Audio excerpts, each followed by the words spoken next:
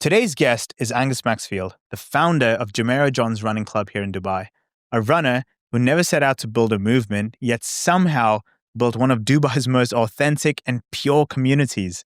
And what started as a search for like-minded people turned into a lesson in how physical movement can actually inspire and change everything from your mindset, your discipline, to even your purpose. We go deep into how family grief shaped him into becoming who he is now and how he dealt with it and why purity is the answer to a lot of our problems. So this episode isn't about split times or marathon medals. It's about why we run from ourselves and how we can use that same motion to finally run towards who we are meant to become. So I hope you enjoy this episode. Angus Maxfield, welcome to the show. Thanks for having me. You were born in Saudi, grew up in Dubai, and went to uni in the UK. Yeah. That's quite a global upbringing, right? Yeah. And how did those early experiences shape how you see the world right now? It was great to be born in Saudi. I think straight off the bat, let's kind of rid of that stereotype of what Saudi Arabia was like back then. We had a great upbringing. You know, immediately you're exposed to so many cultures, as you'll know. Being in a kind of multicultural environment, going to school with, you know, plus 50 nationalities, you're immediately exposed to a lot. And I think that's a huge benefit. Naturally, you learn more about other cultures, you become more appreciative of other cultures, and you invite them in as you kind of get older and go through your life. So I loved growing up in Saudi. I loved growing up in Dubai. And then definitely when I moved to the UK, it was a whole different kind of exposure. And I love that too. Spent a bit of time in Canada, actually. Spent a few months over there playing some rugby. So I think just it gives you a pretty good worldview from the offset, which I'm definitely grateful for. Wow. When were you in Saudi? Because I was in Saudi as well. So 1996 to 2001, if I'm wrong. Oh, okay. I was there from 06. No. Yeah. Oh no, 2004 to 7. Okay. Well, whereabouts? Riyadh? Riyadh. Okay. Yeah. You were in Jeddah. Yeah. Okay. It was cool, man. We were by the beach. It was a great life, honestly. I'm really grateful for it. And, you know, we had a skate park around the corner. Was it a compound or campus? Yeah. A compound. Yeah. One of those typical compounds. Yeah. And the school was good from what I can remember. You know, what I remember about Saudi is playing a lot, just being outside all the time. And that's something that growing up in the Middle East, you're lucky to have. You know, the weather is always so on your side. You can get out there, go skateboarding, play football, play rugby. So yeah, that's what I liked most about it. Interesting. And what prompted your parents to move to Saudi? Was it just job? Yeah, dad's job. He worked in FMCG for a long time. He was working for PepsiCo at the time, and then Unilever. My family had lived in Turkey before that, so moved from Scotland to England to the Middle East, and there is a lot of Asia travel in there. But we're based in Saudi. Interesting. And then ended up moving to Dubai. My dad worked for Unilever for a long time whilst we're in Dubai, and they've stayed since. Everyone's back here, which is nice. The whole fam? The whole fam's back. So you moved here 2001 too? That 2001. And you've been there since? Did whole schooling. Then went to the UK. My sister did 11 or so years in London. She did the whole grad job. She worked for Accenture, still does actually. She's gone through the whole way. Yeah. But has since moved from London back to Dubai. So and she has a kid now, my niece, and so everyone's here, which is really cool. How fluent are you in Arabic? Less than I should be. It's embarrassing. Shway. It's not good. It's embarrassing. I tried to get lessons not long ago. And it was at a time while I was working and Jumeirah Johns was hot, and at the time I just didn't have that extra couple of hours a week. But it is embarrassing. It's something that I wish I knew more of, and I wish I'd have paid more attention in school. Definitely a regret. How's your Arabic? It's as I said, shway. Yeah. It's weird because I can read and write Arabic. Okay. So when I read Arabic, but I don't know what I'm reading. Does it make sense? You can pronounce it. I can pronounce everything and read all the alphabets and pronunciations, but sometimes I don't know what it means, but I can read it. It's such a weird thing. Yeah. I mean, if I were to learn it, and this is what I had an issue with the lesson, the guy who came on, I wasn't too fussed about learning the grammatical side of things, about learning how to read it. I wanted to be able to converse in a business environment predominantly, but then outside of that, and he let me know that obviously there's so many dialects and different elements to it, whether you're from Qatar or the UAE or even within the GCC, it varies greatly. But I want to learn Emirati Arabic and really like because the culture is something you grow up with, and I think it's so beautiful. And so I'd like to pay a bit more homage to that. So it's on the cards. Hopefully soon I'll learn this year. Duolingo, mate. Yeah. That's what I do. Is that what you back it? I do it now. It's weird because you study Arabic for so long at school, but I wish I had more common sense. Yeah. Like, geez, just put some more effort. Because it's so helpful, especially if you're in the GCC or especially when you're doing business.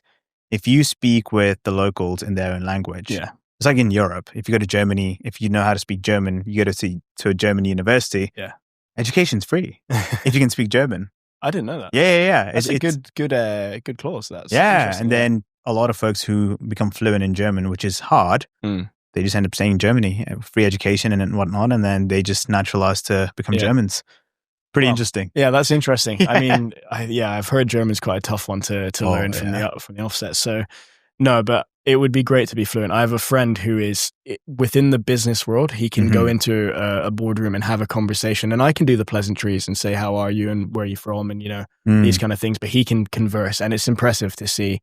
And immediately, like you say, it breaks down that bond, because I think that the locals are so receptive of you putting that effort in, learning the language, paying a bit of homage to the culture and the language. Yeah. So you moved to the UK, you come back. Yeah. Why did you choose to come back? Just because you were here, or like, what was the reason? To be honest, it was purely circumstantial. Like we had some stuff going at family. Admittedly, like I was actually in quite a bad place. And so it was a choice for me and my family to kind of move back here just to be close to each other. And I'm glad that I made that choice. There was a part of me that thought, am I doing the wrong thing? Because, the trajectory from school here is you go to school, you go to university in the UK, you end up working in London or New York, or you go to university in the US and you work in New York. And that's where you are. And because I was moving back, I was missing that whole cohort of my friends living London life for the first time. And I honestly still think that I missed out on a part of it. But at the same time, I think that the choice I made was the right one for sure. And I needed to do a bit of healing, if I'm completely honest with you. Like just inner healing kind of thing, or was it more so circumstantial? It was definitely circumstantial. So my brother passed away. Get all cards on the table. So sorry to hear. Yeah. I know. I appreciate that. Pete was a wonderful person. He had a lot of challenges that he faced throughout his life. Despite that, remained the most positive person I've ever met. Like, didn't complain once. And he had every right to complain in a lot of ways. He was dealt some hard hands. Wow. In terms of, he had a ski accident with some disabilities, and he still got up and played sport and did everything that, everyone said that he would never be able to do. So he showed a lot of resilience. He's honestly like my role model and always has been. And so when I speak of him, I want to speak about that. I don't want to speak about, the difficulty or the hardship or everything. I always want to represent him in the best way that he earned throughout his life. So, obviously it's tremendously sad, and I still carry that grief, and grief's a challenging topic, but no, I'm proud to have known him, at the bottom line. And I always want to speak positive on his name. Was this the post or a story a couple of days ago? Oh no, sorry. Hold up. I think I was looking through your Instagram. Yeah. And there was a post or something. Yeah. So I just didn't know who that was. I couldn't make anything of it. Okay. I got reached out to, I know this, there's a group, I guess you would call them here. They're called Team Angel Wolf. And their whole journey is to promote inclusivity within sport, because within there, they have Rio, who has some disabilities, and I don't want to go into the details of it, because I wouldn't want to speak on get any of the details wrong. Tia, who is the daughter and brother of Rio and sister of Rio, and Nick, they have this group where they go running and they do triathlons and they break Guinness World Records with Rio to be included in the sport.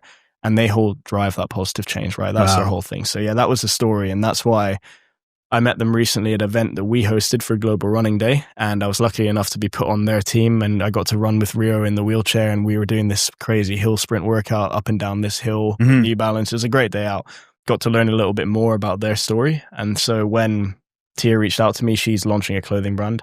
It was something that I was like, yeah, of course I'll get behind it and support this. Yeah, it's cool. It's awesome. And the message and the power behind it is really what is important, I think. But yeah, no, it was So anyway, back to why I moved back. It was circumstantial, right? And it felt a lot like I was finding my feet again, and I most definitely was.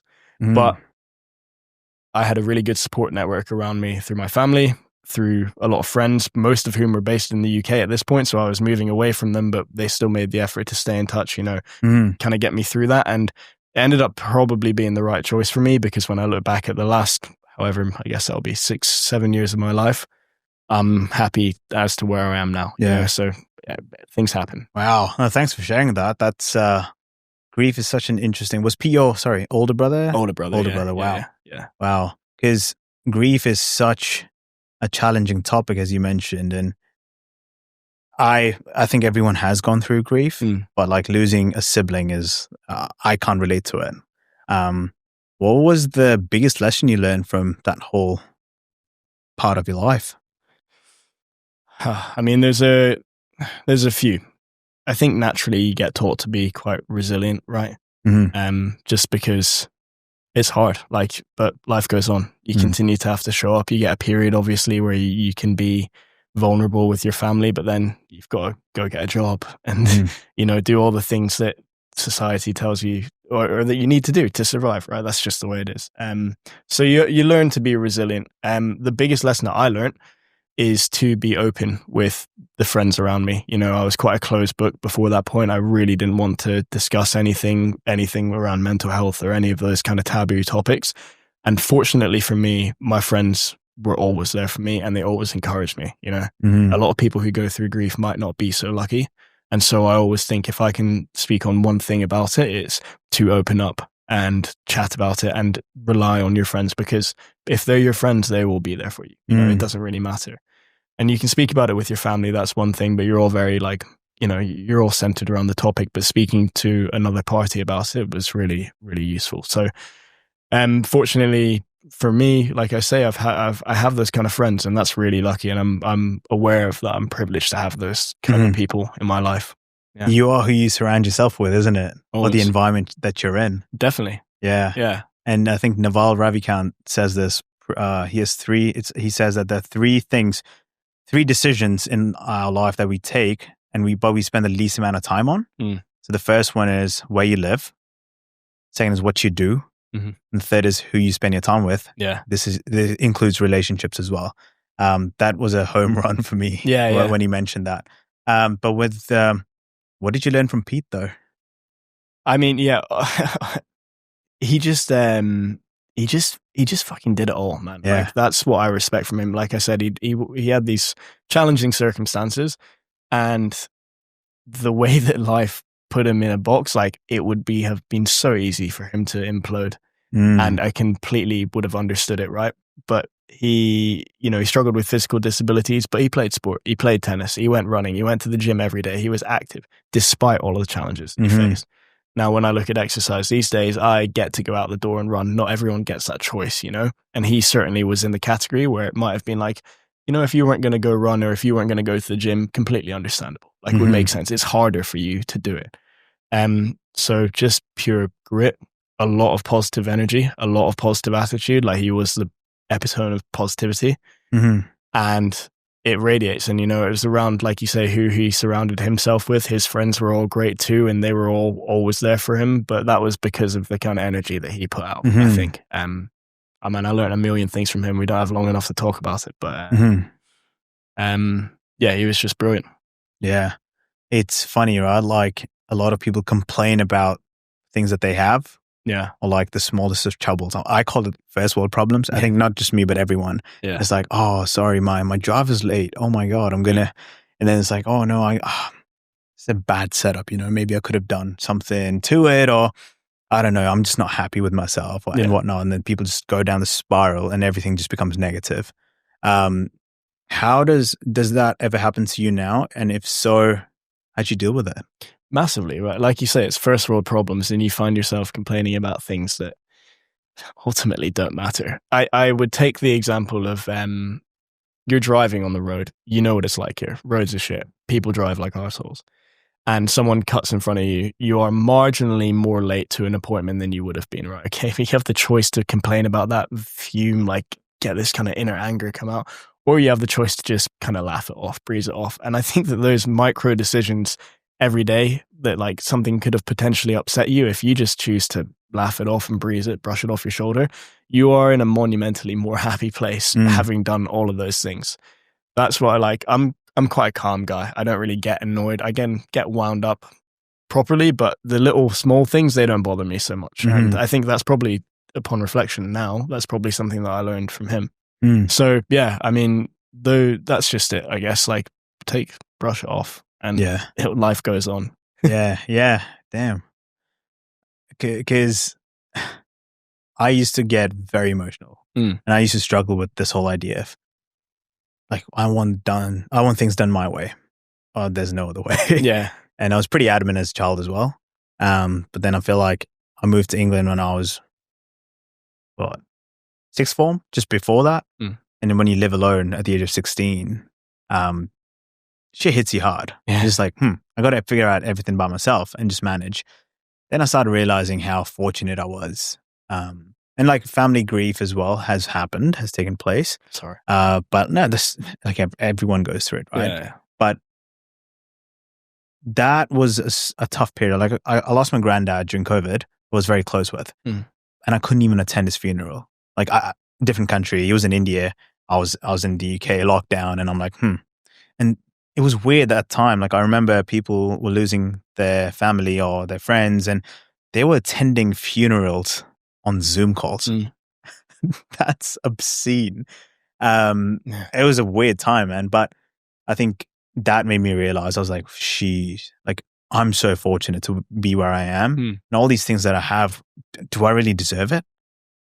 Is that something that, like, was that like a self-worth thing, or was it? Yeah. It's just like, why me? Uh-huh. I think I've always had that. Even now, like, why do I get to do what I'm doing now? Why do I get to leave my job and go all in on podcasting? Or like, why me? It could have been anyone. Why me? That kind of a thing. And I kind of just I was speaking to my mom about this yesterday. I feel like I'm too hard on myself, and I just wish there was a way to give myself more grace.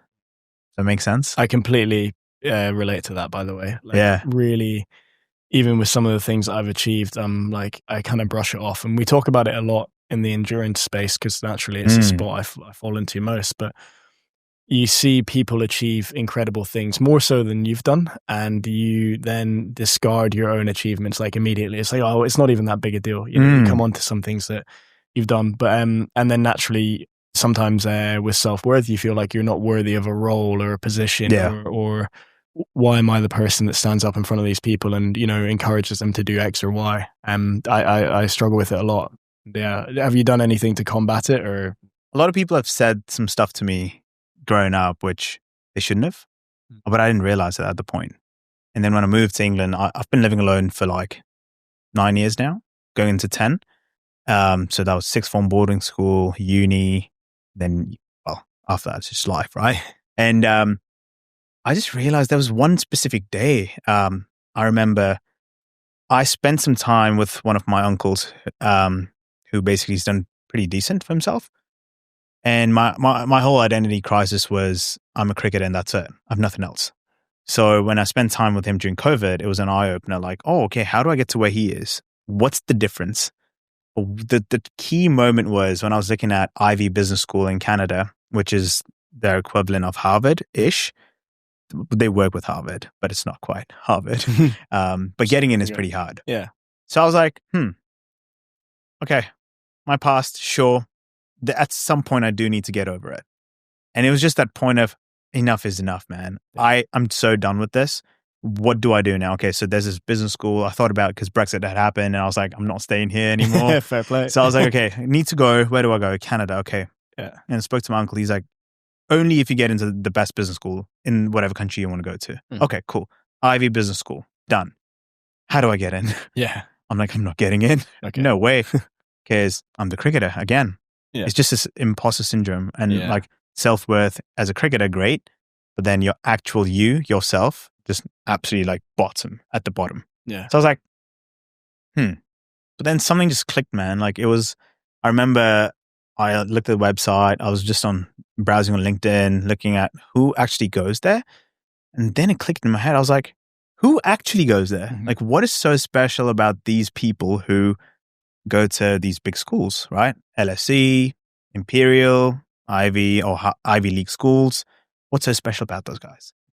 I was like, why can't I be that? Yeah. That was that change of mindset. I'm so thankful to God, like just that moment. It was an epiphany. I was like, what's so special? And then the more I went into it, I realized, it's your confidence. It's how you package yourself and market yourself. Now we're getting into the business side of things, I guess, but it's how you package yourself, market yourself, and your ability to bullshit.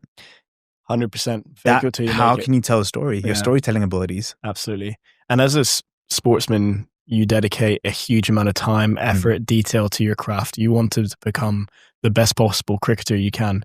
And at the time, that was your passion that you're channeling everything to, all of the energy, all of the time, the dedication. But as soon as, I think this is one thing that, why companies like people who have a lot of sports backgrounds, who have put a lot of time and effort into getting good at one particular craft, might not be sports, it might be something completely outside of it. It's because you're not showing them that you can do the business thing. You're showing them that you can put time, effort, and dedication towards something. Those skills are transferable to any medium that you choose to chase, right? It just so happens that at the time you wanted to be a cricketer. And so you put everything behind that. And that's admirable, whether it's, you're taking a risk and a bet on yourself. You can do the exact same thing to a business school or to a company following that, That's what's important, No, absolutely. And I feel like more people in our generation need to understand that, that, hey, whatever you do, you are learning something, especially even if you go through a tough time, it all adds up to something. It always does. No question. Agreed. But it's so hard for people in the moment when they're going through something to understand that, this is going to count. Like they don't see the light at the end of the tunnel and they don't think long term. It's like, I need my dopamine to spike up right now or else, whatnot. But have you done anything specifically to work on your sort of self-worth and getting yourself back up to who you are now? It's probably been a combination of being a little bit easier on myself and the ways of thinking that I surround myself with, because it wasn't because I lacked self-worth because I wasn't achieving anything. It was almost like, the opposite. I was achieving things and things that probably would have made other people very, very proud. But to me, I just dismissed them as even achievements. So it was a combination of like stacking a few accolades in that side of thing and also being lighter on myself in the way that I think. And I've progressed year on year and I'm continually getting better at it because I still really struggle with it, to be honest. In just being easier on myself and being like, you know what? Whether you reach this goal now or whether it's 3 years down the line, or comparing that to a friend who has the same goal, take buying a house, for example. So-and-so's bought a house. Congratulations. Be really happy for them. Doesn't reflect badly on you because you haven't done so yet or whatever.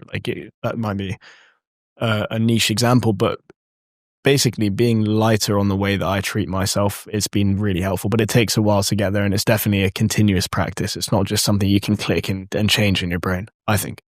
And how can one be easier on themselves? What works for you or what has worked for you?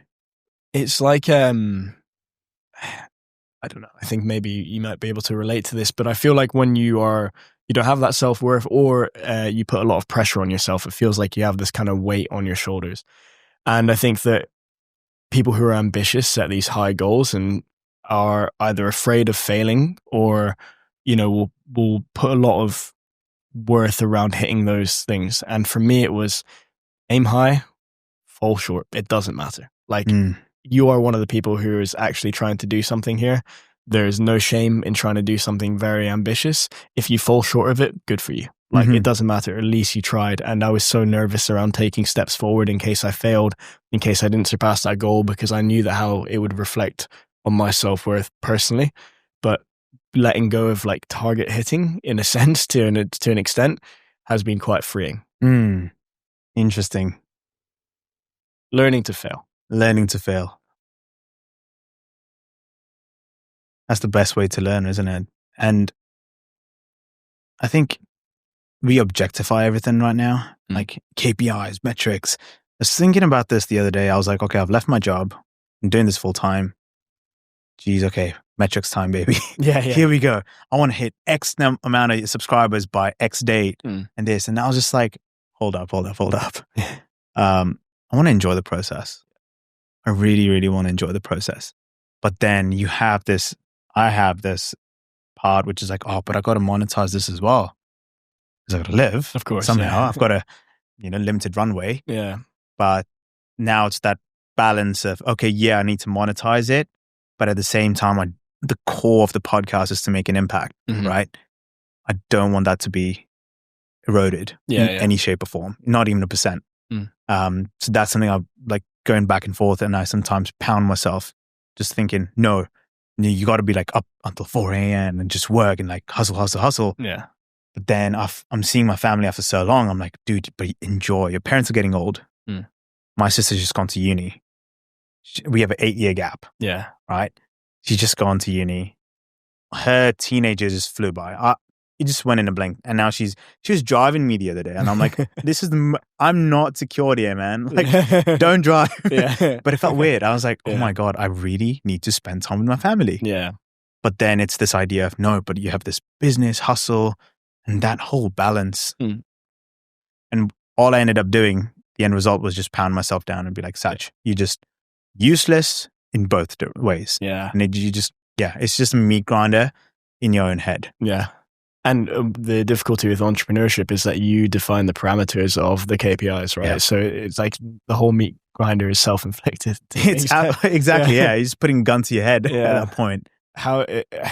With you've gone all in. I respect it. How has that 3 weeks been? And like, how have you managed to step away from almost that pain point? I appreciate this question because no one's asked me this. I've enjoyed it, man. Yeah. I really have. I think I almost got to the point of desperation to leave the corporate world and do my own thing, where last year was the hardest year of my life, like by far.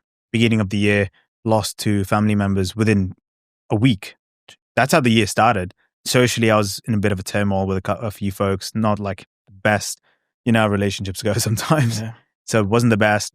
And then work was just getting absolutely, it took off. I was being put in these projects and stuff where I'm like, essentially it was 3-4 weeks of work. I was asked to do it in 3 days. Yeah. Consulting. Yeah, there you go. So I was like, And it's in a different team that I don't even know. Yeah. Right? It's just like you just jump ship, utilization, go for it. Okay. It actually had I started developing health issues where I was getting like I was hyperventilating and there was one day I just blanked out. Blanked out. I remember logging in one day and I remember that manager was asking me stuff and I had no response. I was just like a mannequin. Yeah. And my coach, your performance manager, he called me, we had a chat and he just goes, stop right now. Yeah. Like you really got to stop. So it was that, all of that happened and I had to go on a mental health break. The doctor said I was this close to getting a full-blown anxiety disorder. I was like, good to know.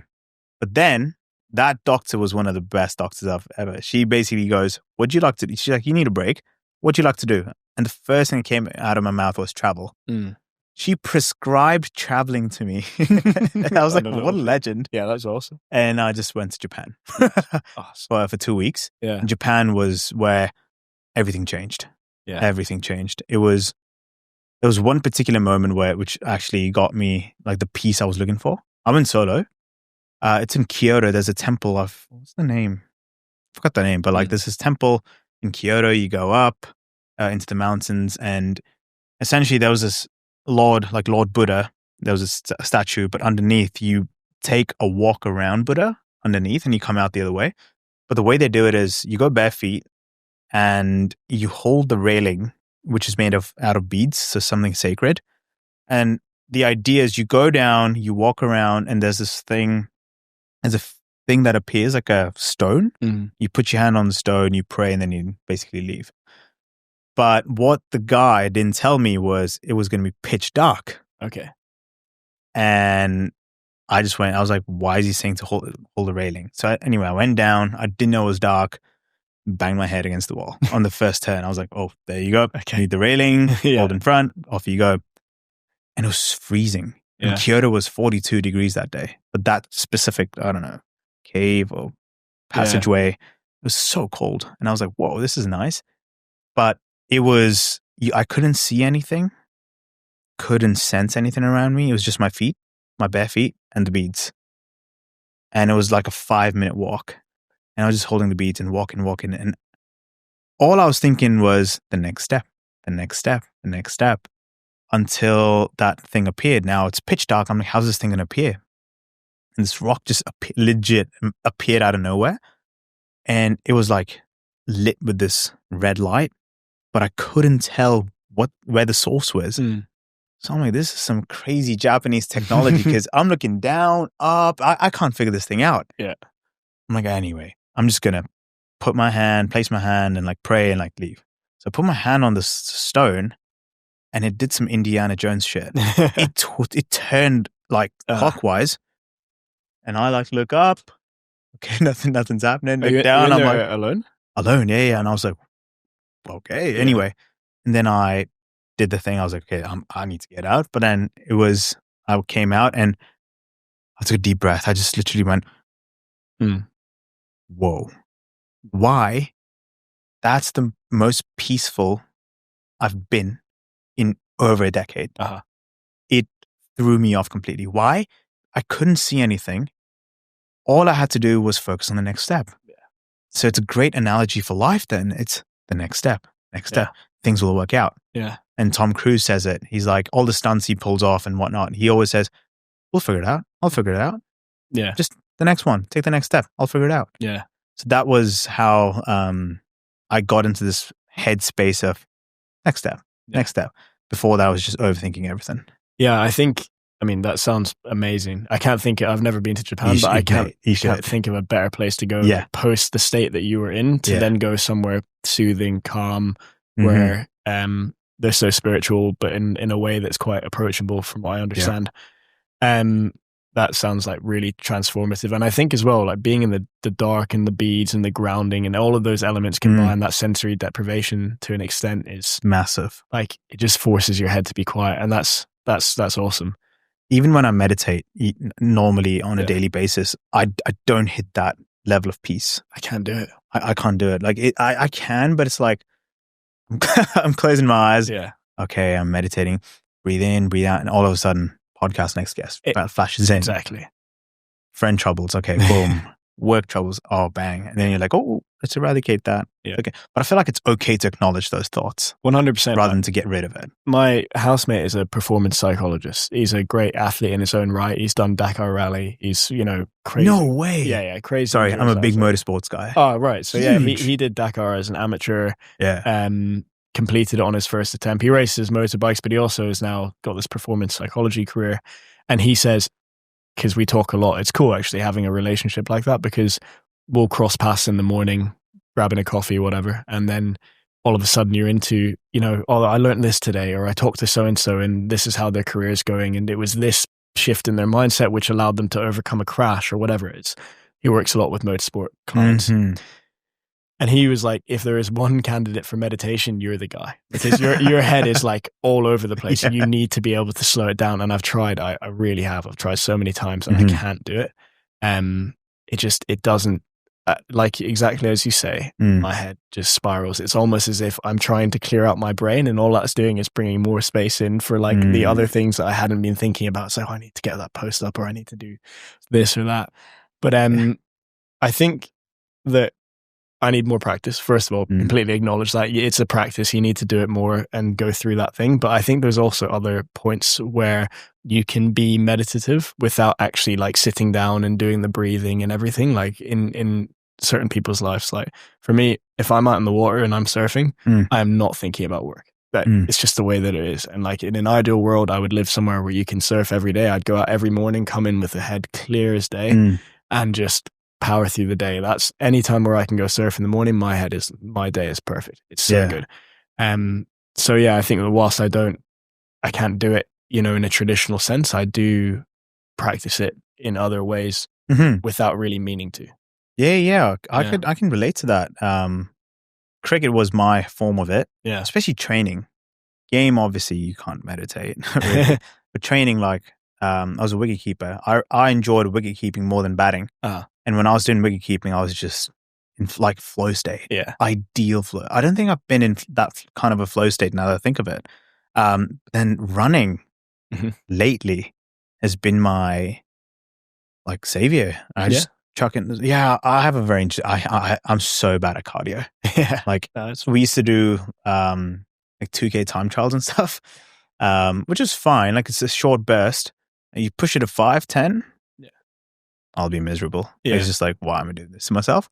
But lately, I've understood the importance of running. Yeah. And chucking a good podcast, or maybe sometimes just knowing me, just go, just run. It's a great mechanism for me now to just let things out. Yeah. Which has been so helpful, and I'm starting to enjoy it a lot more. Besides the odd shin splints, because I have like semi-flat feet. Yeah. And I just need to find the right shoe, man. Yeah. Yeah. It's just so, but that, yeah, you could do meditation. I think it's a myth, right? It's not that you have to sit in one place, eyes closed, put some classical Indian music and just meditate. Like that's not meditation. You could do it in whatever way that helps you, whether that's video gaming, whether that's speaking to a friend, whether that's running, surfing. Yeah. I really want to do surfing at some point, but for sure. Yeah. Yeah. And how's running going? You enjoying it? I'm enjoying it now. Nice. Yeah. I did I beat my personal best in 2K. Nice. So in cricket at the club I am at Canada, it's you want to do it under 9 minutes? Yeah. 9 minutes? Yeah. That sounds about right. I got like 7:57. Nice. So I was like, okay, this chubby boy can run a bit now. Yeah. Not too bad. Because I do a lot of powerlifting and all of that. Nice. So that's kind of my forte. But like, I still want to be athletic. And the older I get, I'm like, I don't want to lose that cricket identity. So I'm still going to push myself. Yeah. So yeah, I'm enjoying that. I'm starting to do a lot more 5Ks now. Nice. I think 5K is kind of the limit right now where I'm like, oh, by the end of it, I'm like, but it's weird. I start off and it's horrific. Yeah. Horrific. I hate it. The first 10, 15 minutes, don't want to do it. Then you just get into the flow state where your body's just like loose and loosey-goosey and you're like, okay, this is good. Yeah. It takes a while to get that. Like, honestly, same as you, when I was playing rugby, I associated running with time trials. So the feeling of blowing out your arse, like feeling like you're going to throw up, doing 3K time trials, 12-minute tests, whatever it might be. Yo-yo test? Yeah, the yo-yo, the bleed test, all of it, man. Don't bring it back, PTSD. But all of that stuff. And then it took me a long time to really get to enjoy running. And I go through, like anyone else, I go through, phases of really enjoying it and not enjoying it so much. But yeah, when you're in a good phase of enjoying running and it's giving a lot back to you, it's a good place to be. And like you say, like whether you're listening to music, no podcast, nothing, it can be a really good kind of just time to switch off. It's tranquility, especially if there's no traffic. Yeah. Like it's hard to describe. You feel like you're in the zone.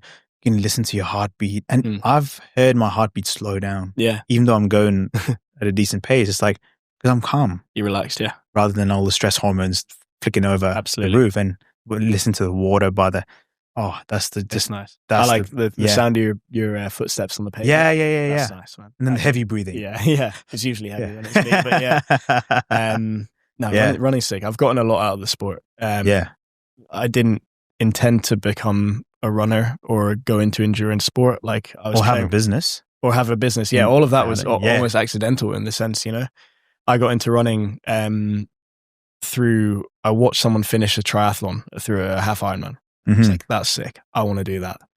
And so, yeah, I mean, it was coming at a time similar that you'd be able to relate to when you finished up cricket. I'd finished up playing rugby, a few too many concussions. What position?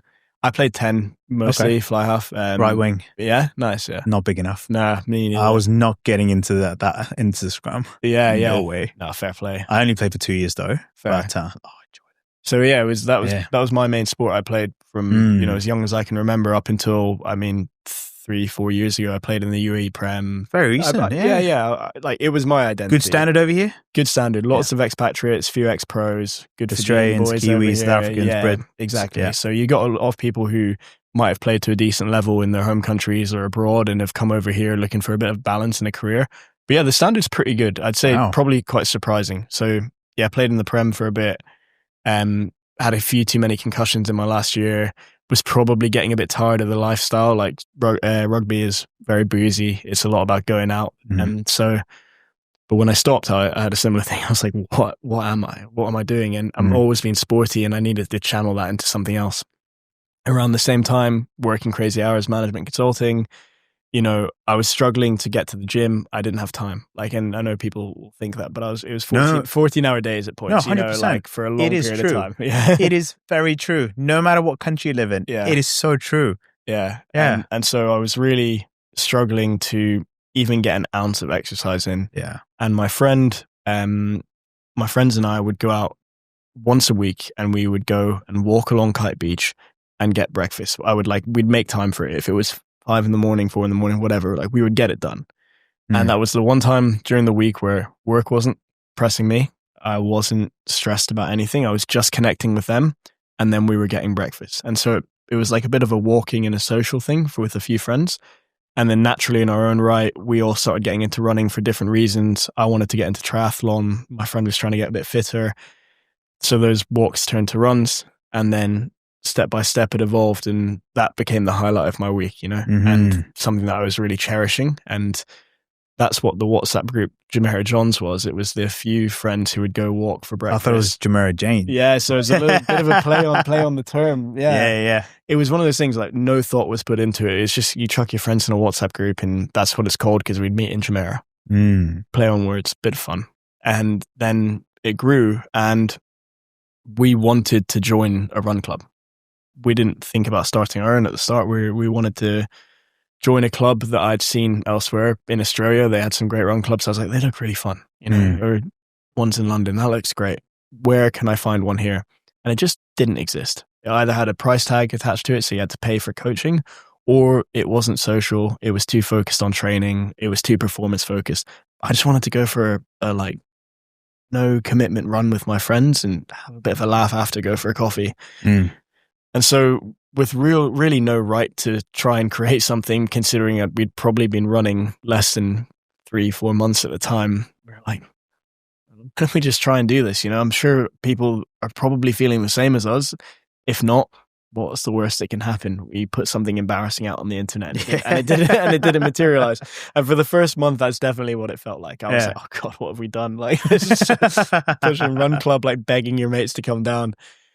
And then, from there it grew, and it kind of, it felt like we had hit a point that a lot of people were looking for. They were craving that connection. They wanted to exercise. They wanted to utilize all the great running tracks that we had in Dubai and get together with people that they could have a conversation with about life, work, business, troubles, whatever it might be.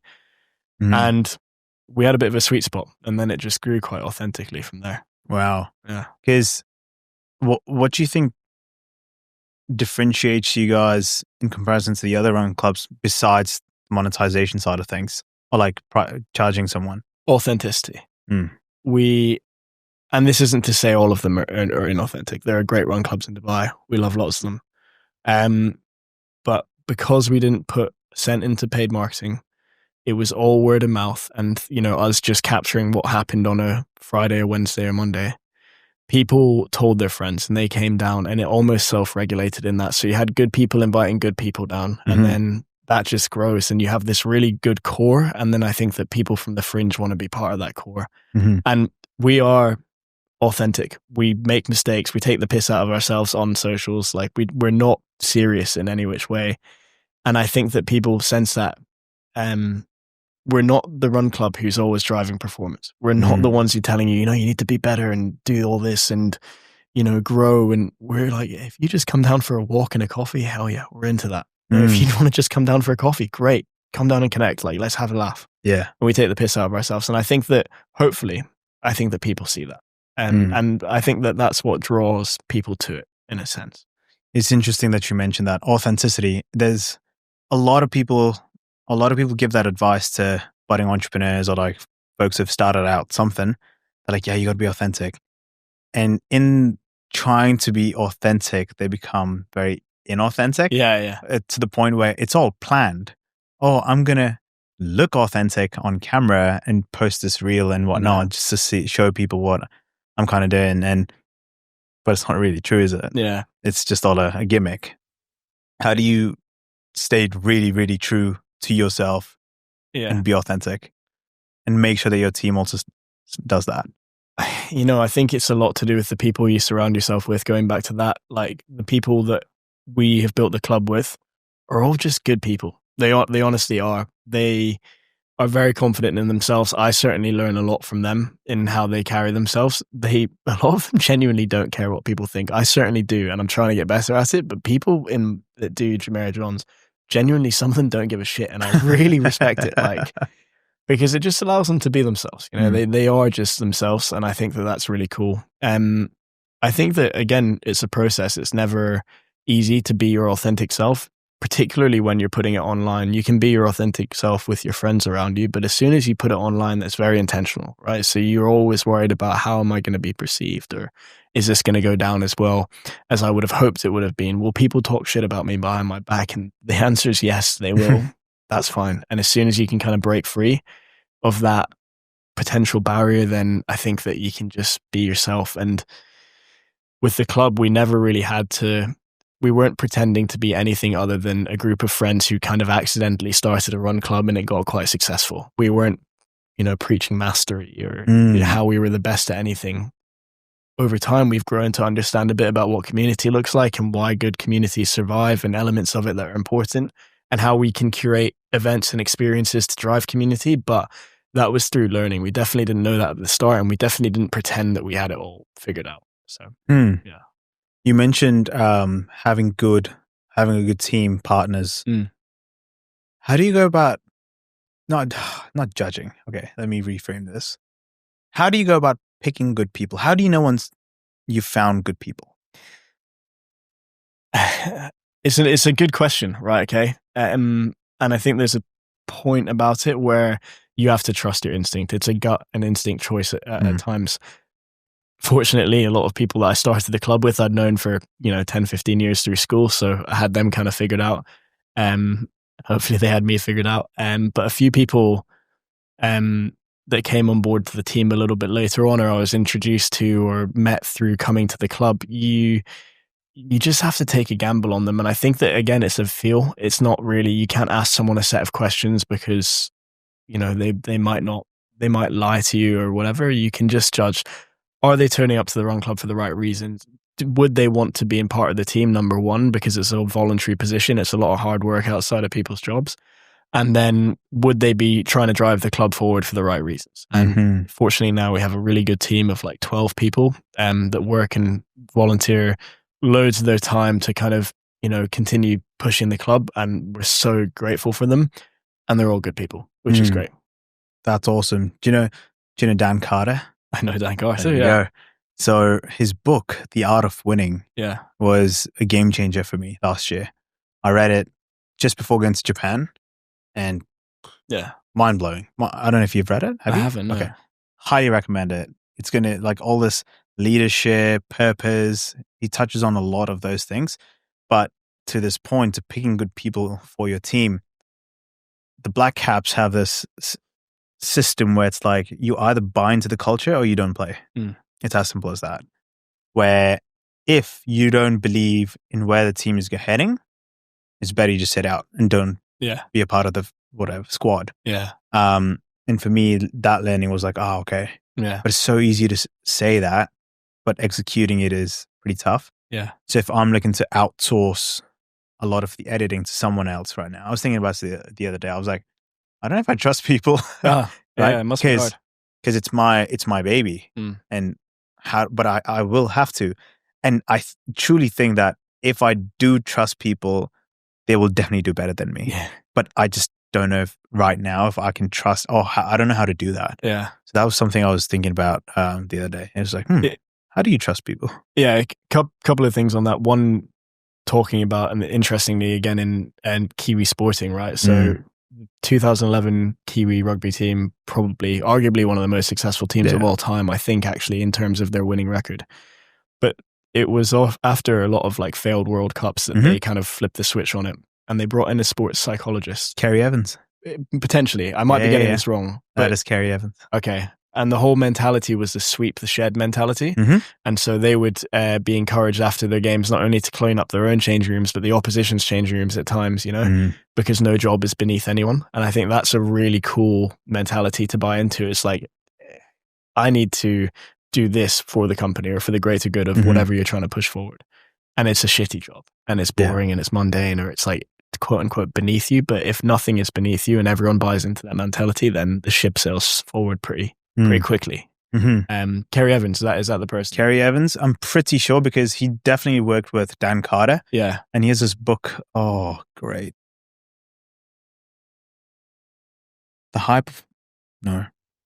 What's his book called? I've read it. How to be a high performer. Wait, well, I mean, something along. It's like how to be a high performer or something. Yeah. Essentially, like, goes a lot into the neuroscience behind how to be high perform under pressure. That's it. Okay. Yeah. Perform under pressure. It goes into like your red state, blue state within your mind. Okay. And your fight, flight, freeze kind of stuff, and like a lot of neuroscience behind it and how it all works. Yeah. And it's fascinating because with Dan Carter, let's say you're lining up a kick. Yeah. Right, to win. I think it was was it 2011 World Cup? It could have been. I don't know, 2015 or whatever. Like, let's say you're lining up a kick. Yeah. You gotta score to win the game. A lot of times you're in the red state, right? Where it's fight, flight, freeze. And you're just going about stressed and having a meltdown inside you, but you got to put on a show. Versus, hey, how can I get into this blue state, this flow state, right? That's what you want. So he used to have this thing where he used to ground his right boot deep into the ground and like shake it, like do that inside. Okay. Because that's his signal of saying, hey, relax, calm down, humble, come back down. I like that. Blue state, calm, cool. What's going to happen? What's the worst? Buddy, look how privileged you are. So you're lining up a kick, same routine. Line up, measure your steps, angles, whatever, then go for it. Yeah. Blue state. But your ability to understand when you're in red and blue is what differentiates you in the first place. And that is the hypothesis of the book. And then it goes really deep into that. So that's Kerry Evans and his work. And Dan Carter explains it in The Art of Winning as well. Nice. I'll definitely check that out. Yeah. But I think that, again, when you're then delegating your tasks and you know that everyone has that mentality, it becomes a lot easier. And honestly, it's one of my biggest learnings from like the last year at Jumeirah Johns is I wanted to oversee every little detail, and I didn't think that people would, or I just, again, was selfishly wanted to do it my way, and I thought my way was the best way of doing it. This year, we've completely changed that. Moving forward, we're going to have teams that work on individual concepts of it, whether that's events, brand partnerships, socials, whatever it might be. And giving them the trust to do that is something that I've like needed to do because, number one, you don't all have all the time in the world. You're doing this alongside a full-time job. And then also they have power to deliver something a lot more creative, a lot more better than you could do, individually, if you're trying to dip into all elements of it. Yeah. So it's been a bit freeing to let go of that a little bit and just deliver. And it's already like, I can see it already paying dividends. How big is your team now? We have 12 people. Is it full-time employees or like? No. Okay. Not at all, no. This is all voluntary, including myself, right? Like it's all a passion project. And that's cool. Everyone buys in. Is it just going to be a passion project, or do you reckon this is going to be one of those launch pads into something else? I think it will stay a passion project, if I'm being honest. Not to say that it hasn't put me into different connections and enabled me to grow different elements of my career and things like that. So in that sense, it has definitely and will continue to be a launch pad. But what is good about it is that it's pure. It's not commercialized to every extent that we could do it. It isn't, trying to rip people off or trying to get them to monetize it at the expense of people that come to the club. That it is pure, and there's so little of that in Dubai. I think there really is. Would you just say Dubai or? I mean, speaking from my, I've probably over the world, but speaking from my, narrow review of Dubai, I think that when you have something that's a little less, that is pure, then sometimes it's worth holding on to, because Jumeirah Johns gives me just as much as people get out of it from me putting effort in, if that makes sense. Like, it is a passion project. I get to be creative. I get to take a lot of boxes in my head. I get to make a lot of people happy. Just this morning we had, 80 to 100 people down at a run. We collaborated with a really cool brand. A friend of mine had a post-run pancake party. He's creating this brand, or has created this brand, which delivers energy gels, but in a very organic. Oh, SAP. SAP, yeah. Yeah, so we collaborated with them this morning. Oh, awesome. Yeah, okay, I saw it. And so we got to, at a base level, make 80 to 100 people smile this morning. Wow. That's really cool. Like, and I'm happy for it just to be that. Not to say never, by any means whatsoever, but in order to commercialize it, we would properly and make enough money off it, we would need to change it a lot. And I think that you would potentially lose the core of why it's there and the purpose it serves. Because you are not expanding, but like you're doing retreats. I think there's one in Sri Lanka coming up. Yeah. You've done one in Georgia? We've had four trips this year. Okay. Yeah. So this year alone? This year. So that was, wow. Again, dive into an industry, try and learn as much about it. We learned more in these 4 trips than if we'd have run one, for example. And we've definitely failed in certain parts of it. But next year, we're going to run them a lot better. Right? Okay. So yeah, we did Georgia, we did Prague, we did Uganda, and Sri Lanka will be the 4th part of me. So it'll be 4 this year. But really cool places around the world. Different experiences. Georgia was a ski trip. Prague was a marathon where people were like trying to get their PBs, and it was great. Uganda was a marathon as well, but it was a bit more of a experience when you couple it with the safari. Uganda's an interesting one, yeah. It was awesome. It was so, honestly, very transformative experience. Really cool. And now Sri Lanka. Sri Lanka coming up. It's like a fitness retreat, so that'll be a bit of partying, a bit of fitness. Yeah. Everything in between. Sri Lanka's beautiful. Yeah. I've been once.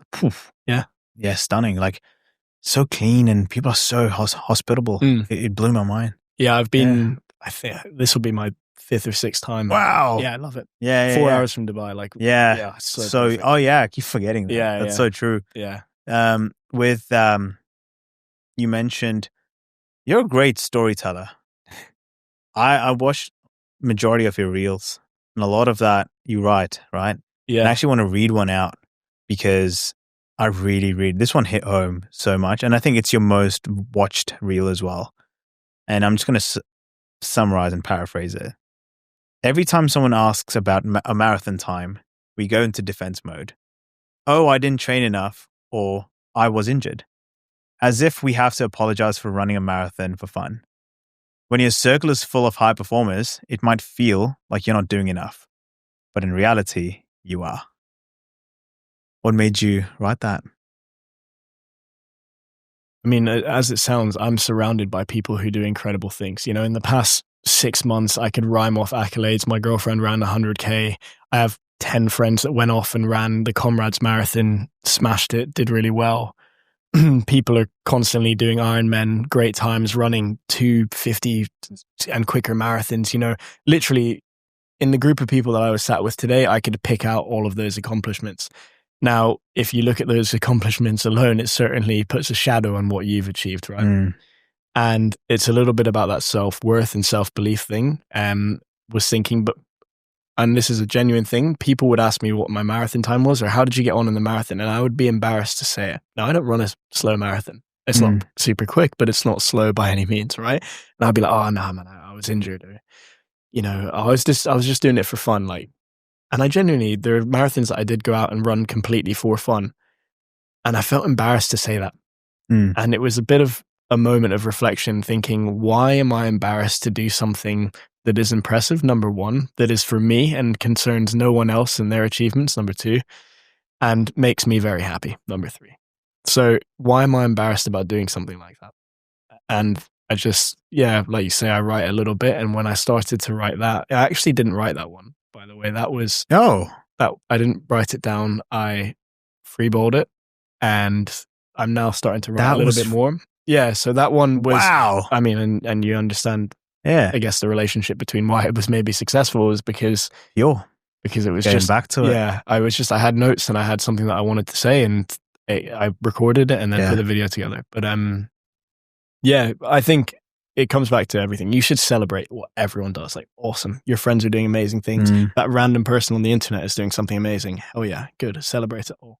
But don't do it at your own expense. Have pride in your achievements. And if you're doing it and it makes you happy, just do it. Doesn't matter what other people think. I think in today's world and society, there's so much selfishness. People struggle to celebrate other people's wins.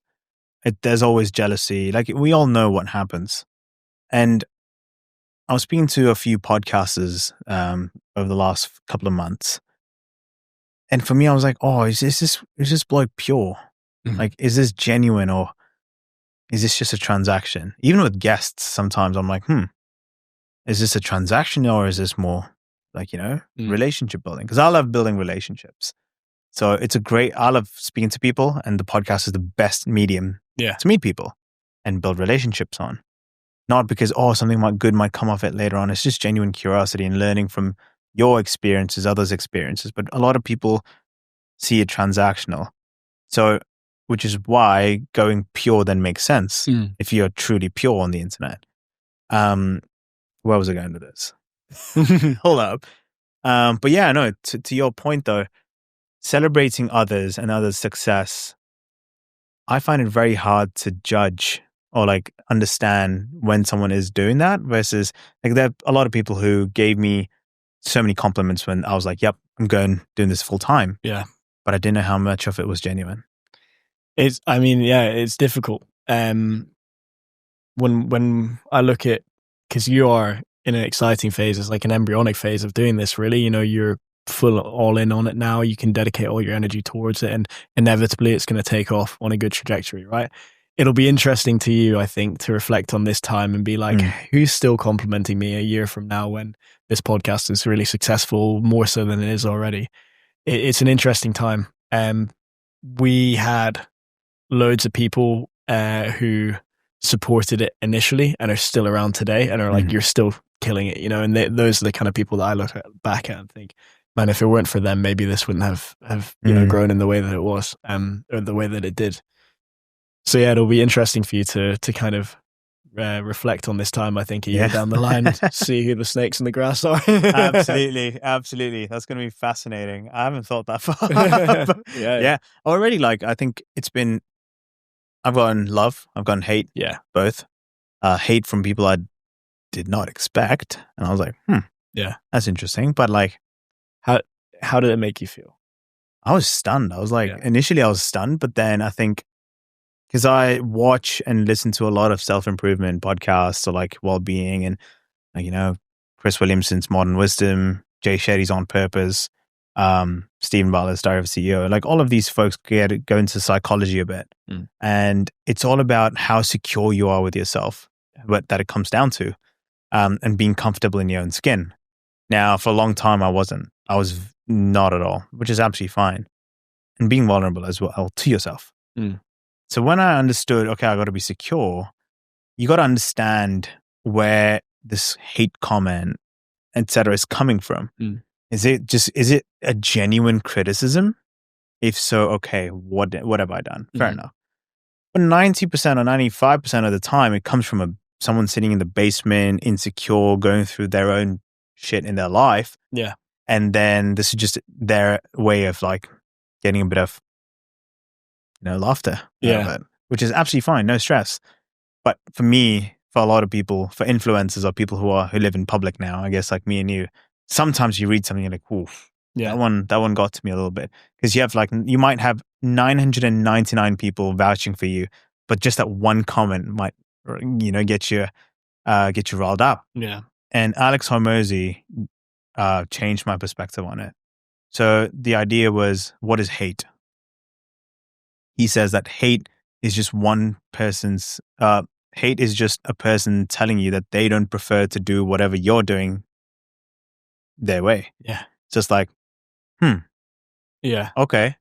So if I hate what you're doing, I'm just saying, hey, Angus, I just don't prefer whatever you're doing. I just don't prefer the way you're doing it. I would have done it a different way. That's it. That's what hate is. Yeah. So I was like, okay. And then being comfortable in your own skin. Once you are comfortable in your own skin, you just shrug it off and you're like, mate, if I'm going to go into this industry, if you're going to give it, you got to be able to take it. Yeah. 100%. Simple as that. I think that once you realize that you're doing it 100% and you go in and recognize that anyone who has achieved what they've achieved, particularly in podcasting, let's take as an example, they will have inevitably received the comments that you're receiving at the same stage. Yeah. You got to start somewhere. Yeah. And people are going to chat shit and it's fine. Yeah. That's and I used to be very insecure, used to not have any, kind of confidence in my self-worth, and breaking free of it was honestly it's taken a while, but once you do, it's great. And that's a lot of the reason why I started posting the videos online. It was a bit of a check to see, hey man, are you really as secure as you think you are? You've wanted to do this thing for a while. You think you might have a way to speak about things or a particular niche in the fitness industry where I say fitness, my whole niche is that like I don't really care that much, and I do these events for fun, but Yeah. I don't put all my worth around it. Can you put that up on the internet, and can you be judged by it? And if so, how will you receive it? And like anything, it started a little bit shaky and insecure, but now I'm buzzing, and I've learned so much more about editing videos and the way that I would speak and, you know, storytelling, and that's going to be enable me to be in a better position for brands and whoever I work for and things like that because of it. So it's been a really worthwhile experiment from my side, just posting videos, getting out there. And I'm really glad I did it, but not for the reasons that I thought I'd be glad that I did it. Yeah. Yeah, no, definitely. It's so interesting, right? Like how do you think one can go from being insecure to being secured? It's so dependent on why and the reasons that they're feeling it, right? I think for me, like understanding those reasons was quite pivotal. You need to understand why you might be insecure. You know, what has led you into this path of doing it? Because on paper, I'd achieved quite a lot. I was in a position that was very, you know, it would be regarded decently if you looked at it from a top view. And it was just the internal work that needed to be done. And figuring that out and starting that internal work through therapy, and then like all of the things that you do after that. And then having that kind of continuous journey to work on it is what you should do. But you have to reflect as to why I think it is. Looking at yourself and saying, I'm insecure, I don't know why, and then trying to get your way out of it might be difficult. But if you really understand the nuances of why you're feeling that way, then the trajectory that you take will be different based on those. Yeah, it's great advice. No, because a lot of people I speak to, even my own friends, who are, some of them, everyone has friends who are insecure, right? But what happens is you tend to see them struggle a lot, and it kind of just hurts you. You're like, I wish I could do something. And you try to help them, or you try to help anyone in that position, but there's only so much you could do. Yeah. And it has to click for them by themselves. But yeah, that's why I asked the question, because if someone can hear this, it'd be so helpful for them. And maybe then to add to that is to recognize that it's a constant journey, right? Okay. And if you are an ambitious person and you're constantly putting yourself into more challenging rooms where people are more intelligent than you, where people have achieved more than you, you're going to continually feel insecure in that space, right? Just because the goalposts have shifted to an extent. So you have to work on that in every environment. So you might feel secure and content in yourself now, but as soon as you're sitting at a boardroom or, you know, whatever that next challenge for you might be, you might feel that nervous energy creep out, and recognizing that's okay and that you'll work on it and you'll become better. I think that's important too. Interesting. I want to go back to the pure thing we spoke about, that you got to be pure. And I was just thinking about this in parallel. For just business starting out, right? Someone just starting out doing their own thing. Okay, let's take my case, for example. Jumeirah Johns is as pure as it gets for now. What advice would you give a budding entrepreneur in terms of purity and how to make sure that they remain pure throughout their journey and not get bound to these materialistic gains and stuff that come with it? So you have to understand why you're operating in the first place. For us, our mission, and I use mission, it's cliche, but I use it. Mission statement was always to make running easier. It was real simple. It wasn't complex. We weren't promising too much. All we wanted to do was make running easier. We did that in a few ways. We made it social, so you could come down and have a laugh. We didn't have any sign-up processes, so you didn't have to do anything out of the ordinary that you would do if you went for a run by yourself. We provided free coaching. We XYZ, you know, the list goes on, but everything went back to making running easier. And that's still what we're staying true to today. So when looking at a podcast or a business that you're starting, you have to understand what your mission is. And it's so cliche, but not making it super complex or using all the marketing terminology or, you know, using all the kind of cliche consulting terminology that we'll be very aware of. Just being like real honest to yourself. So if your podcast is, you know, I want to make people understand themselves or something, it can be real simple, or I want to educate people on thinking better. And as long as you are delivering on that value and people are receiving that value, then the rest will come. You'll have opportunities to monetize, to commercialize it in a sense. Hopefully, you know, if you're doing it right, then because we certainly have, like, we could have monetized. I was going to get to it. Honest. Yeah. We could charge people, and it's a never say never kind of situation. But for now, I like being pure. I like where we are, right? Mm-hmm. And our thing remains to make running easier, and that's what we do. And you stay true to that. Yeah. That's very helpful advice, because to myself as well, because I've been speaking to a lot of people regarding, hey, how do I, I'm speaking to a lot of podcasters and folks within the business space, and I'm like, hey, I'm trying to get XYZ guests, but I'm like, it's such cold outreaches don't work. Sometimes they do. It's a tricky environment. I'm like, what could I do better? This, that, and they just go like, oh, what are you trying to do with your podcast? Right? It needs to be crystal clear. The guest needs to read it and be like, okay, I get it. That's why I want to do it. But they also, a lot of times I feel like I'm being very forced. I'm being told, pick a niche. I'm like, the idea of decoding wisdom is that it can come from anywhere. So it doesn't have to be a specific niche. Okay, the topic that we discuss could be a niche, whether that's self-improvement and stuff. And you could drill down a little bit, as you said, to make people understand themselves better, for example, which I really like. That's kind of what this is about. But a lot of them are like, no, pick a niche, go into this, whether it's sports industry or fitness. I'm like, the moment you do that, you can string, like, why do people join management consulting? Generalist. There you go. Yeah. So, and what some of the most successful podcasters in the world they don't have a niche. So, okay, their topic is a niche, sure. Like Dario for CEO is not really a niche. Like, you have a wide array of guests, right? Modern Wisdom, same thing. Chris Williamson. So I'm like, you don't really need to have a niche. I don't know. That's something I go back and forth with in terms of, am I staying true to myself, or should I just listen to someone because they've achieved more than I have? And that's kind of the dialect I have in my own head. So this advice really helps just to calm it down. And I guess what I'm learning from you in this episode is, man, just enjoy shit. Honestly, right? And go with the flow. Yeah. But obviously it's the next step. It's the next step. But at the same time, get as much feedback as you can, but stay true to what you want to do. Yeah. I mean, I thought about coming on this podcast, I'll be honest with you, because you've had guests who are very driven and they have clear objectives. They understand where they want to be. I don't, to be quite honest with you. Neither do I. Yeah. Like, and the goalposts shift and they move, and like, I didn't know if I was maybe the right guest for this podcast, because I just sometimes the most honestly the most free that I've been and the best that I've been from a mental health perspective has been this year, and it's been letting go of a lot of that kind of, you need to be here and you need to do this, and enjoying the process more than anything has definitely helped me be in a better state. So yeah, I'm glad you picked up on that, because that's the part, you're never going to be in your mid-20s trying to do something for yourself again, realistically. Yeah. And touch wood, this podcast takes off in the way that you expect it to do, and you have all the success that you deserve in it, but you'll never be at this point in the process again, right? You'll never be struggling to find guests.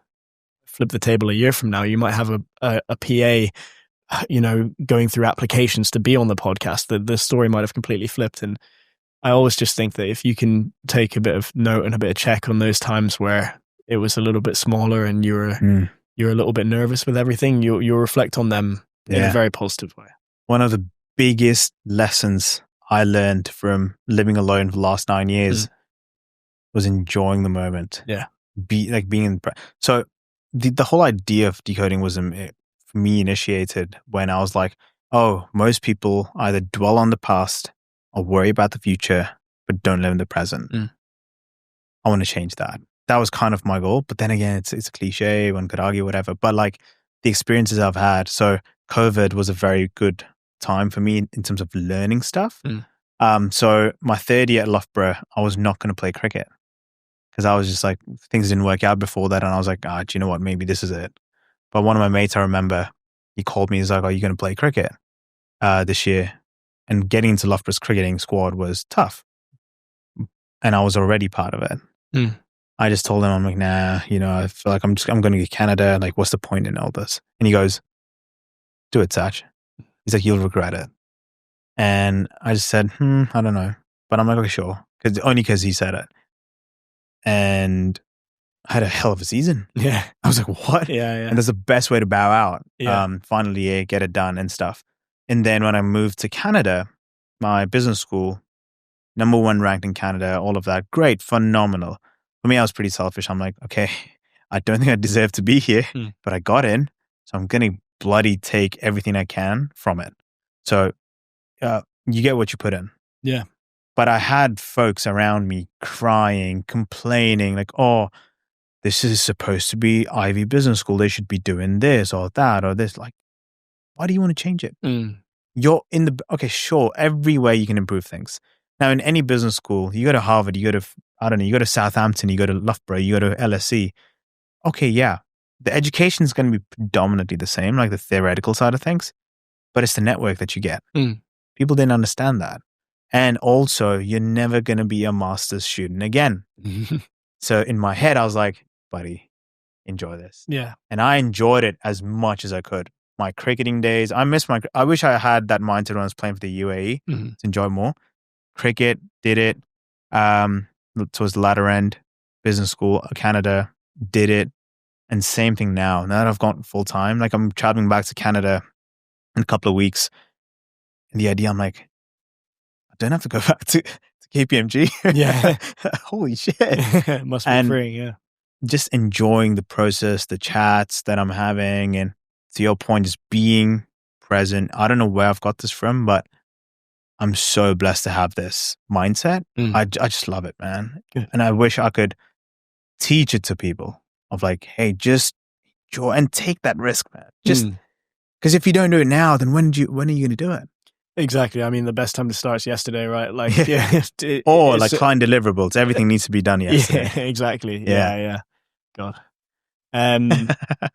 Yeah, take the risk. Do the thing. Be stupid. I know this quote's come from somewhere on my Instagram reels scrolling, but the embarrassment is an underexplored emotion. I don't know who said it, right? Someone, it was on either Modern Wisdom or maybe it was McConaughey. I don't know. Someone sounds like McConaughey. Someone in that kind of realm. Yeah. And I think that's awesome. Like, just, mate, be embarrassed. It's so fine to be like embarrassing or cringe or whatever. Do that. Take the risk.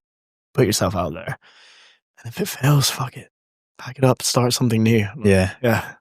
I think I was reading. I watched a Charlie Sheen reel. Is it good? Oh, yeah, I thought you meant a reel. Yeah. You know the School of Hard Knocks? Yeah, the guy James something. Squivers. James. I don't want to butcher it. He met Charlie Sheen very recently, and I saw the reel last night. I don't know, but Charlie Sheen was saying that. What was he saying? Blanking out. But something along the lines of, be silly, be stupid, take those risks, be embarrassed. And what happens? What's the worst that's going to happen if you're embarrassed? Yeah. Nothing. The world's still going to work. Honestly, yeah. It's taken me too long to recognize that. Yeah. Wow. Yeah, no, same. Absolutely. Yeah. So I was definitely going to get into how you manage all the, like, your full-time job, run club, social life. But now things have changed a bit, haven't they? Yeah, things have changed. Yeah. What's happening? Look, I'm in between jobs, right? And it's it was unexpected, and it's come at a time where it's actually been quite nice to have the time to work on Jumeirah Johns. But you question at that point in time: is everything lining up? Is this the time where my cards are dealt? Do I go full time on this? Do we try and monetize it? And I think that I still had a lot to learn in the corporate world. Like, there's still elements that I really want to dive into. I want to better myself. And there's definitely going to be a career shift for me. It won't be doing the same thing, but yeah, it's unexpected. What a shame. Yeah. No, honestly, and I'm going to be completely honest. Yeah. I really liked my old job. It was cool. Worked with great people, real industry leaders, particularly in the Middle East. Learned a hell of a lot from them. Sports sponsorships and branding. Well, it's commercial advisory as a whole, the firm. So strategic advisory. There's a legal element to it. There are a few pillars to it, but basically real senior leadership who have incredible experience, particularly within the Middle East, also globally. And you are who you surround yourself with. Being in the room with those guys is valuable. And those people is very valuable. so now I'm in this place where I'm like, right, well, what's next? You know, you have to ask yourself that question, and there's 100 things that you can do. And that's exciting. And I mean, I'm not sure what's next. I got a few things in the pipeline, but they're all exciting, which is nice. Fascinating. Yeah. On the Escape Normal podcast, when you asked towards the end, what does escaping normal mean to you? You said, escaping normal means breaking any kind of boundaries for yourself. What kind of boundaries are you trying to break right now?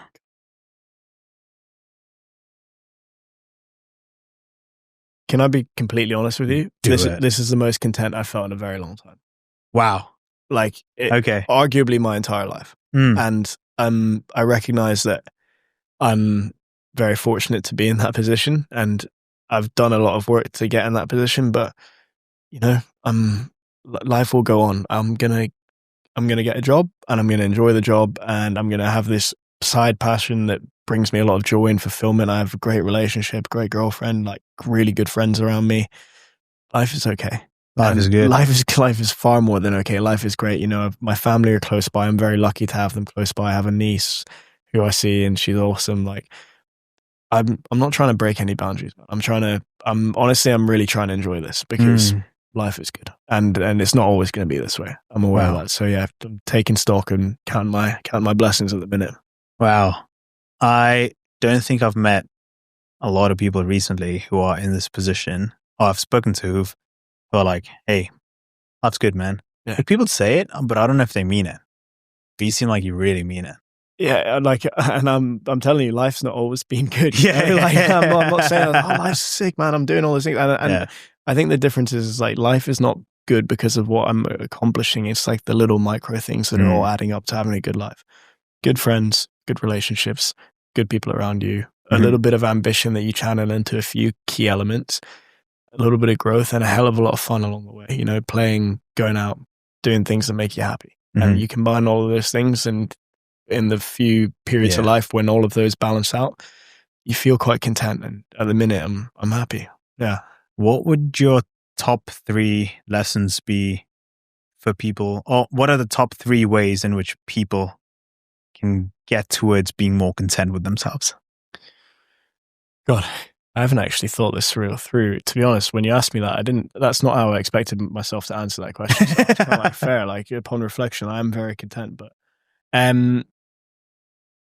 breaking down what I just said there, like a lot of what I just practice, and I don't do this, I'm not like a journaler, I don't practice gratitude, but that was me being grateful for the little components in the life. Like, I don't do it intentionally, is what I'm trying to say. So gratitude, I guess, is one way, taking stock of why you're lucky, and, you know, doubling down on those things. If you're like, you know, I've got great friends in my life, invest more into them, or do more things with them that make you happy. Have ambition, but channel it. Don't spread it too thin. I keep getting told I'm chasing too many chickens. Chase fewer chickens, you catch more chickens. Like, that's a good way. And be proud of what you've achieved so far. Like, don't dismiss your achievements. Wow. What's next for you? What's next for Jumeirah Johns? Honestly, it's exciting. Like, we're running these retreats. This year has been a year of trying loads of things and working out what's worked or not. This October, we are hosting our first ever race, so our first ever official race. We are pretty contemporary or counter normal running culture in Dubai. It's quite boring. We want to bring a bit of a spark to it. So in October, we're launching an event with New Balance in the Media One Hotel, which is the New Balance headquarters. We're running a race up a 1 kilometer spiral straight into a huge after party at an underground club venue. All of those elements married up really nicely to create this really cool event. It's going to be a first of its kind in the UAE, definitely. So we're breaking into the race space. There'll be a few other kind of areas which we explore in there, hosting events, things like that. Definitely going to double down on retreats and abroad trips, and just continuing to try and make people happy, man. We run or have things on 5 times a week. People turn up, they smile, they leave happier than they left, hopefully. And if we can continue to do that, then it's been a success. And when's that event? It's October the 18th. Oh, yeah. Soon. So that's why I'm like, I've been off work, but I've definitely been on work. Yeah. I've been planning for this event, which is The events space is obviously quite stressful, Yeah. but I'm pumped. Like, it's going to be really cool. We've set ourselves big goals with it, so Yeah. I'm hoping it delivers. But one of the coolest elements about it, New Balance, partner of us, we're renewing for next year. Awesome to be with New Balance. And they are, you buy a ticket, it's going to cost you 70 dirhams. You can come race, and all of that money is going to charity, and then New Balance are matching the donation. So we're doing it to the Sparkle Foundation. So a huge charitable element, which I'm proud and happy that New Balance have got behind. Mm-hmm. It's going to be a cool event. It's a fun time. Come and Yeah. race. I hope you're here. You here? I'm here. Yeah. Mate, come race. Yeah. Don't know if I'm much of a racer, Mate, but it's fun. Exactly. An after party. Yeah. I'd love for you to come down. Yeah, definitely. Yeah. Mate, I think that's the best way to end this. I really appreciate you for being vulnerable and sharing your advice to everyone. And I took so much value from it. I hope you guys take a lot of value as well. But no, I appreciate you being open, vulnerable, and like just, I had so many things. There's so many ways this conversation could have gone, and I had like this whole, not a script, but like you have a direction. Yeah. It went a completely different way. Okay. It did a 180. All right. And I love that. Yeah, I really enjoyed this chat, man. Yeah. This has been great. I appreciate it, mate. Thank you so much for coming on. Thank you so much for having me, mate. Hey, you. Awesome job for getting to the end of the show. It really means the world when people actually get to the end of an episode, because there's so much to learn, right? And I hope you have. If you have, chuck it in the comments below what you've learned, what you found interesting, controversial. Love to engage with the audience. And if you are listening to this on Spotify, feel free to drop us a 5-star rating, because, at the end of the day, that's what's going to drive traction for us. But, if you don't, that's okay. No problem. And if you're on YouTube, like, share, subscribe. There you go. Keeping it raw and authentic here right now. Do all of that good stuff, and I'll catch you in the next episode.